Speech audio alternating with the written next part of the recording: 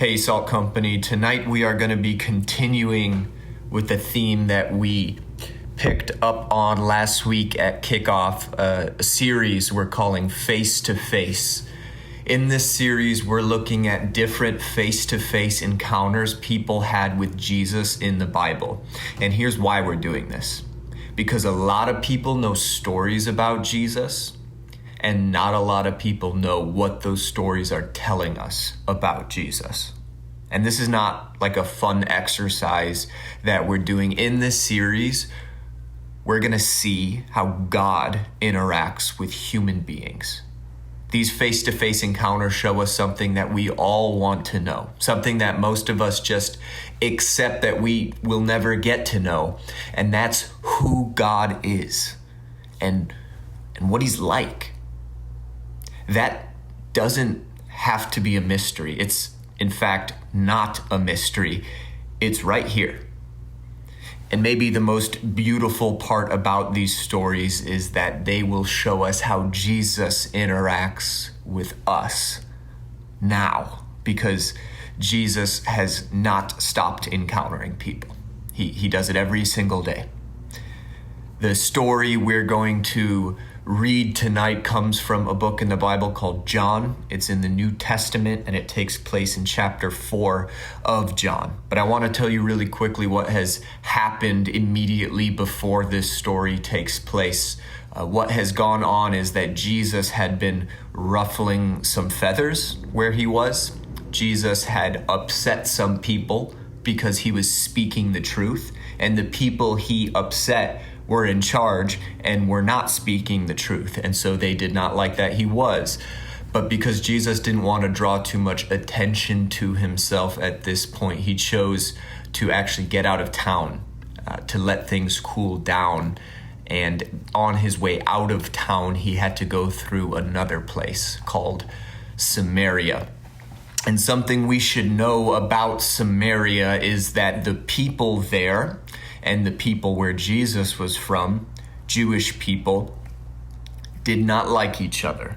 And that is a massive understatement. They hated each other. The average Jewish mindset at the time was that Samaritan people were less than them and should be avoided and ignored. So this isn't a rivalry like, oh, my team, your team. No, this is a deep culturally embedded hatred that these two people had against each other. And that is where we're at in this story. That is the case now, and Jesus is walking through Samaria, and he encounters someone from Samaria. He encounters a woman of Samaria, a woman with a church background and a lot of hurt. A lot of undealt with hurt. So let's pick up this story. We're going to start in verse 3 of John 4. The story goes, he, Jesus, left Judea and went again to Galilee. He had to travel through Samaria. So he came to a town of Samaria called Sychar, near the property that Jacob had given to his son Joseph. Jacob's well was there, and Jesus, worn out from his journey, sat down at the well. It was about noon. A woman of Samaria came to draw water. "Give me a drink," Jesus said to her, because his disciples had gone into town to buy food. "How is it that you, a Jew, ask for a drink from me, a Samaritan woman?" she asked him, for Jews do not associate with Samaritans. And Jesus answered, "If you knew the gift of God and who is saying to you, 'Give me a drink,' you would ask him, and he would give you living water." "Sir," said the woman, "you don't even have a bucket, and the well is deep, so where do you get this living water? You aren't greater than our father Jacob, are you? He gave us the well and drank from it himself, as did his sons and livestock." Jesus said, "Everyone who drinks from this water will get thirsty again. but whoever drinks from the water that I will give him will never get thirsty again. In fact, the water I will give him will become a well of water springing up in him for eternal life." "Sir," the woman said to him, "give me this water so that I won't get thirsty and come here to draw water." "Go call your husband," Jesus told her, "and come back here." "I don't have a husband," she answered. "You have correctly said, 'I don't have a husband,'" Jesus told her, "for you've had 5 husbands, and the man you now have is not your husband. What you've said is true." "Sir," the woman replied, "I see that you are a prophet. Our ancestors worshipped on this mountain, but you Jews say the place to worship is in Jerusalem." Jesus told her, "Believe me, woman, an hour is coming when you will worship the Father neither on this mountain nor in Jerusalem. You Samaritans worship what you do not know. We worship what we do know, because salvation is from the Jews. But an hour is coming and is now here when the true worshipers will worship the Father in spirit and in truth. Yes, the Father wants such people to worship him. God is spirit, and those who worship him must worship in spirit and in truth." The woman said to him, "I know that the Messiah is coming. When he comes, he will explain everything to us." Jesus told her, "I, the one speaking to you, am he." Okay, so there is a lot going on here, but let's just start where Jesus started. The first thing he does when he encounters this woman is he doesn't offer her anything, actually. He doesn't offer her a thing. He actually asks her for something, for a drink of water, because he's thirsty, probably, and also, and more importantly, because he is about to use thirst and water as a metaphor, as a way of storming the gates of this woman's heart, as a way of showing her who he is and what he has to offer her. And what makes this story so crazy, so amazing, and we should know this off the bat, is that the man leaning up against this well, asking this woman for a drink, also made her soul. He knew her perfectly. He didn't just know her before she walked up. He knew her before time began. He knew everything about her, and so he knew exactly how to get to her, exactly how to speak to her heart. And so he asks her for a drink of water. She's, of course, shocked that a Jewish man would say anything to her, let alone ask her for something, for a favor. She's like, "What's happening here? Why are you asking me for a drink, Jewish man?" And Jesus, wasting no time at all, tells her that if she only knew who he was, if she only knew who was asking her for a drink, she would ask him for a drink, and he would give her living water. We're not going to leave it a mystery what Jesus is doing here. He's using physical thirst to call out her internal spiritual thirst that he sees so clearly in her. But we can tell by her reply that she doesn't quite get that yet. Jesus offers her living water, and she says, "But you don't have a bucket?" And it's not because she's stupid. We're actually going to see she's intelligent. But what Jesus is saying to her is so unlike anything she had ever heard that she is a little confused. She says, "How are you going to get this water, you crazy Jewish guy?" But Jesus doesn't give up on her. He knows she doesn't understand yet, and so he keeps going. He keeps using the metaphor of thirst to crack open her heart. The next thing he says is something that this woman knows well, something that we all know well. He says that everyone who drinks from this water will get thirsty again. That makes sense, right? That's how drinking water works. You have to keep doing it.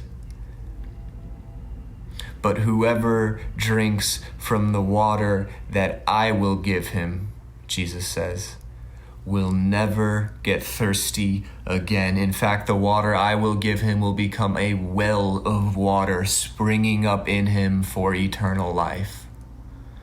That's a different kind of thing. That's not something we're used to. I said this woman was intelligent, and that's because if you read between the lines of the story, you can already see that what Jesus is saying makes sense to her. She already at this point in the story understands he's not talking about physical water or physical thirst. This woman was someone, and we'll see why in a minute. She was someone who, as one author put it, one in whom passion had burnt itself out. She had done a lot of things. She had tried a lot of things with a lot of different people, and none of it had quenched the thirst in her soul. She came back to that well for water every single day, but her heart remained desperately thirsty. And so she realized pretty quickly that this living water Jesus is offering her is a water to quench that thirst, the invisible thirst. And so in verse 15, in almost a quiet desperation, she says, "Sir, give me this water. I'll take it." And he's got her now, right? That angle Jesus was working in this conversation. She's locked into this moment. She wants what Jesus is offering her. She has admitted without saying it that the life she has lived has left her empty, and she wants something more. She's right there. Her heart is open to what Jesus is saying. So what should Jesus do here? Well, he should probably just keep talking about how much he loves her, right? And how much he cares for her. And he should probably just give her the living water, right? He should do anything but bring up sin. That would be an insane thing to do. Do that later. Like, let's just get her first, Jesus, and then we can talk about the hard stuff. But Jesus, in this exact moment with the woman of Samaria, she is asking for the living water to quench her thirsty, broken heart. She literally says, "Give me the water." And Jesus says, "Go call your husband and then come back here."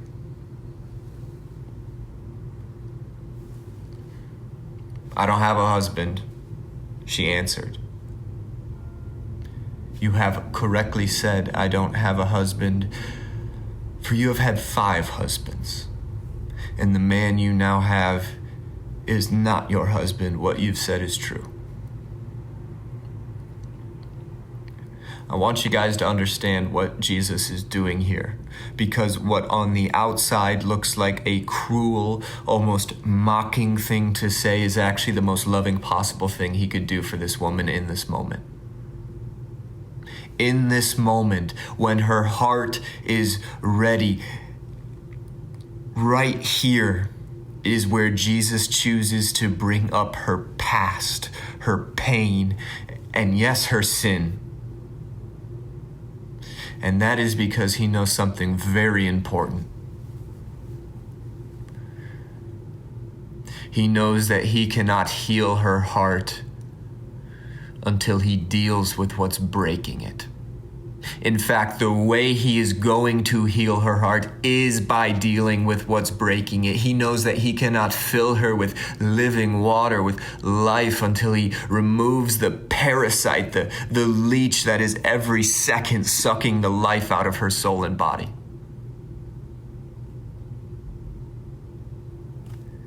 This woman, to put it respectfully, was passionate to the point of sin, and it was killing her. Much like a disease. And Jesus could see this. He could see straight through her at the darkness eating away at her, and so he does what a good surgeon does, and he goes after what's killing her. Okay, he doesn't give her some pills and say, let me know if this works, come back to me, let me know if you feel better. No, he looks right at her and says, this is your problem. Right there. This is what's killing you. Go call your husband. And then come back to me. I don't have one, she says. She's just like us. Isn't she just like us? When someone is actually trying to help by bringing up the hard stuff, by calling out the fact that we're killing ourselves by the way we are living, we just shut it down. Don't we? We just run away. We say things like, you don't get it. You don't know my situation. You don't even know who I am. I don't even have a husband.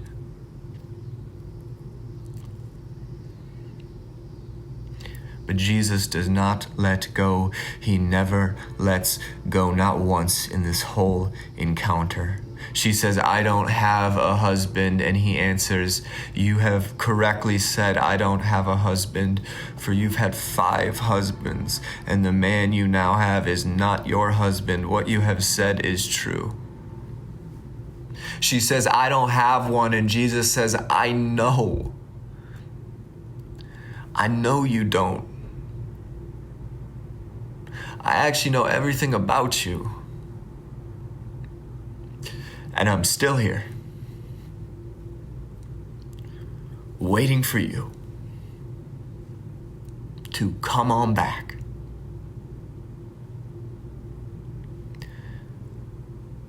She is, of course, shocked. This man sitting at her well knows everything about her. She was just trying to get some water like she does every day, and now she has had her entire past brought back up to her.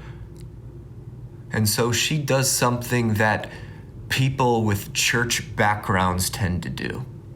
Okay, people who have learned a bunch of stuff as a kid and maybe had a sort of faith but have since buried that part of themselves. She does something they do when the real stuff is brought up, when personal sin is brought up. She argues. And this was so me, by the way, when sin was brought up, because it was too awkward, because I had already thought about it and I didn't want to change, because I have had those conversations before and I detested them. I would just bring up my favorite argument, my favorite point of logic about God or religion, hoping to win the conversation so I didn't actually have to have an honest conversation. I would just duck and weave so I didn't have to deal with my life.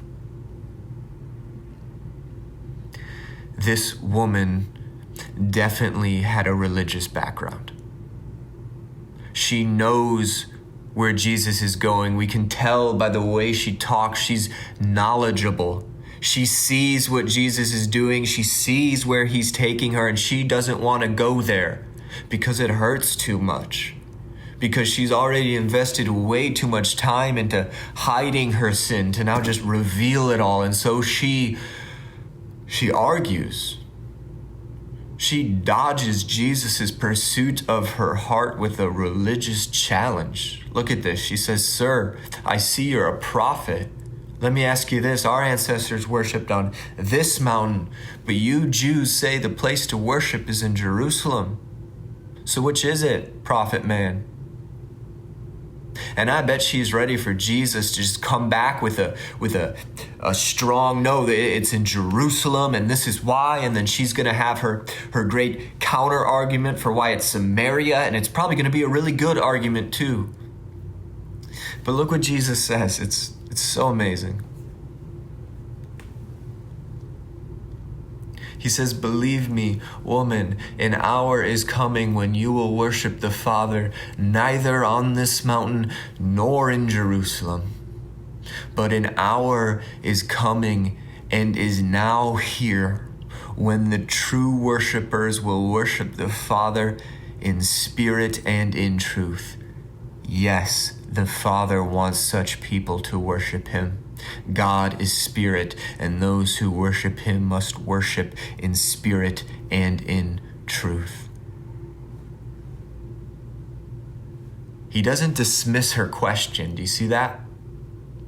He doesn't say what I would probably want to say. He doesn't say, "I see what you're trying to do. You're trying to change the subject. You're trying to get out of this, but I'm not going to let you. Let's get back to the point." No, he answers her question. She challenged him on whether people should worship in this place or in that place. And he says, "I hear you, ma'am. It is a good question, actually. But it's not about where you worship. It's about how you worship. God is spirit, is what Jesus chooses to say in this moment. God is spirit, which means he is not on this mountain or on that mountain. He is everywhere. And so those who really worship him must do so everywhere, all the time.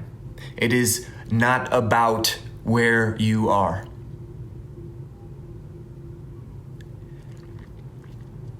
It's not where you worship, it's how you worship. But it is also the honesty of your worship. Jesus told her that true worshipers will worship in spirit and in truth. And yes, this applies right to us, but this last part, in spirit and in truth, is pointed right at this woman, because this woman had secrets and true worship has no secrets. This woman had a hidden life. She had lies, years of them, and all her life it had been easier that way. It had been easier to hide and to lie and to sneak around. All her life that had been easier, right up until she met someone who loved her way too much to let her keep doing that. Right up until she encountered Jesus face to face. You see, Jesus tells her that if she wants what he is offering, to never be thirsty again, then she has to stop hiding. She has to be done with the lies and the secrets. She has to worship him in truth. This kind of worship is an open book, all in sort of thing. It exposes you.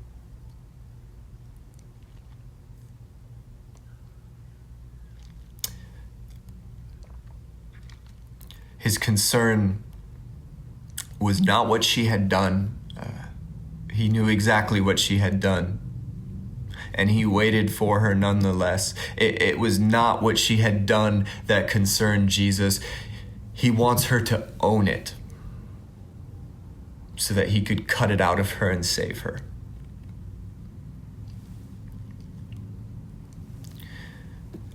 The conversation is at an end at this point. And at this point, I also sense a sadness in the Samaritan woman, in her tone in her voice here. Every attempt she had made to dodge and avoid Jesus' pursuit of her heart had failed, and so she sort of retreats here and says something very interesting, very beautiful. We kind of see her religious background bubbling up here. She says that one day soon, and this is verse 26, she says that one day a Messiah, that is a Savior, is going to come. And all this hurt and all this brokenness and all this sin, he'll take it all away. She says a Messiah will come and he'll make it all make sense. He'll end this cycle of destruction I'm in. He'll tell me all things. He'll tell me why my life was like this, why I had to sin as I did, why I had to live in hiding and shame like I do. I don't know how he's going to do it all, but he's going to do it. He's going to right all these wrongs. He's going to take this pain away. I am waiting for him, she says. And Jesus responds to her and says, me, the one speaking to you, the one who asked you for a drink not so long ago, I am he. It's me you're waiting for. And I'm right here, waiting for you too.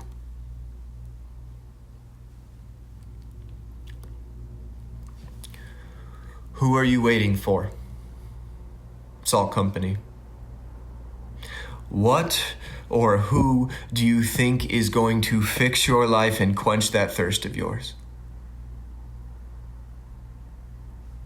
Jesus alone can do it, because he did for you what no one else ever could. He took your sin, the disease that's killing you. He took it upon himself and died with it on a cross.